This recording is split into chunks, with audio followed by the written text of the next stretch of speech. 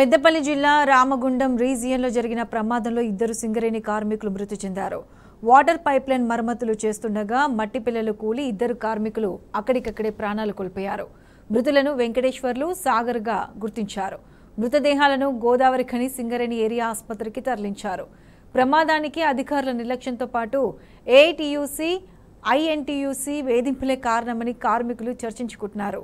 మృతుల కుటుంబాలకు నష్టపరిహారం ఇప్పించాలని టీబీజేకేఎస్ నాయకులు మిర్యాల రాజిరెడ్డి డిమాండ్ చేశారు. ఇలాంటి ఘటనలు పునరావృతం కాకుండా అధికారులు తగిన చర్యలు తీసుకోవాలని ఆయన కోరారు.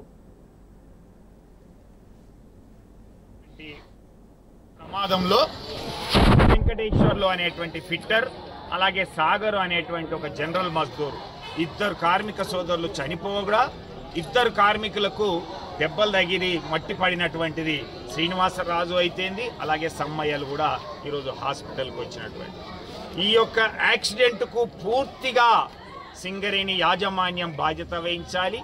RG3 మరియు OC2 అధికారుల నిర్లక్ష్యం, రక్షణ పట్ల శ్రద్ధ పెట్టకపోవడం, ఉత్పత్తి మీదనే శ్రద్ధ పెట్టడం వలన జరిగినటువంటి ప్రమాదాలు, ఈ గని ప్రమాదాలకు బాధ్యులు ఆ యొక్క అధికారులను కఠినంగా శిక్షించి ఇక ముందు ఇలాంటి రక్షణ లేకుండా ఉత్పత్తికి సంబంధించినటువంటి చర్యలు చేపట్టినట్లయితే మా ఉద్యోగాలకు భద్రత ఉండదు అనేటువంటి ఒక భావన అధికారులు కలిగేటట్టుగా ఉంటే, శిక్షలు ఉంటే తప్పితే ఈ యొక్క యాక్సిడెంట్ల పరంపర ఆగదు అనేటువంటిది అర్థమవుతుంది.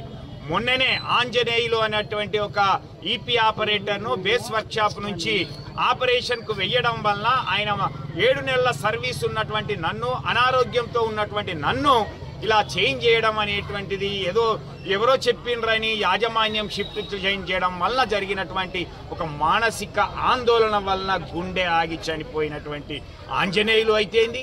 ఈరోజు మన ఉప్పు వెంకటేశ్వర్లు కూడా ఆయన షిఫ్ట్ చేంజ్ చేయడం అయితేంది, సెక్షన్ చేంజ్ చేయడంతో పాటుగా ఈరోజు నిన్నగాక మొన్న ఇది 4 రోజుల నుంచి నడుస్తున్నటువంటి ఒక ఈ వర్క్ పైప్ లీకేజ్ అనేది అరెస్ట్ చేయడానికి 4 రోజులుగా నడుస్తున్నది. ఈ యొక్క కార్యక్రమంలో వెంకటేశ్వర్లు అనేతను మాకు పిట్ సెక్రటరీగా పనిచేస్తున్నటువంటి ఆయన ఇది సేఫ్టీ లేదు, ఇక్కడ పైనుంచి మట్టి పడినట్లయితే మనం సేఫ్ కాలేము అనేది చెప్పినప్పటికి కూడా అధికారులు నిర్లక్ష్యంతో నువ్వు చెయ్యాల్సిందే అనేటువంటి ఆ ఒత్తిడి వలన చేపించినటువంటి క్రమంలో వీళ్ళిద్దరు కార్మిక సోదరులు ఈరోజు ప్రాణాలు కోల్పోయినటువంటి దానికి పూర్తి బాధ్యత OC2లో ఉన్నటువంటి అధికారులే నిర్లక్ష్యమైనటువంటిది మనం చెప్పవచ్చు.